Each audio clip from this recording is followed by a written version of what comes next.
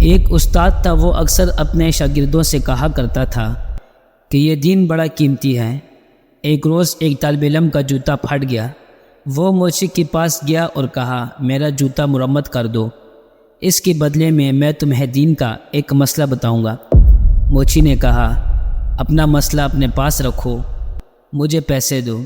طالب علم نے کہا، میرے پاس پیسے تو نہیں ہیں۔ موچی کسی صورت نہ مانا اور بغیر پیسے کے جوتا مرمت نہ کیا۔ طالب علم اپنے استاد کے پاس گیا اور سارا واقعہ سنا کر کہا، لوگوں کے نزدیک دین کی قیمت کچھ بھی نہیں۔ استاد عقل مند تھے۔ طالب علم سے کہا، اچھا تم ایسا کرو، میں تمہیں ایک موتی دیتا ہوں، تم سبزی منڈی جا کر اس کی قیمت معلوم کرو۔ وہ طالب علم موتی لے کر سبزی منڈی پہنچا اور ایک سبزی فروش سے کہا، اس موتی کی قیمت لگاؤ۔ اس نے کہا کہ تم اس کے بدلے یہاں سے 2-3 لیمو اٹھا لو، اس موتی سے میرے بچے کھیلیں گے۔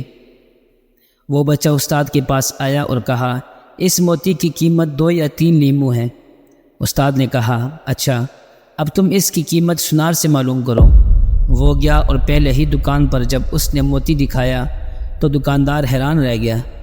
اس نے کہا، اگر تم میری پوری دکان بھی لے لو تو بھی اس موتی کی قیمت پوری نہ ہوگی۔ طالب علم نے اپنے استاد کے پاس آ کر ماجرا سنایا۔ استاد نے کہا، اے بچے، ہر چیز کی قیمت اس کی منڈی میں لگتی ہے، دین کی قیمت اللہ کی منڈی میں لگتی ہے۔ اس قیمت کو اہل علم ہی سمجھتے ہیں، جاہل کیا جانے دین کی قیمت کیا ہے۔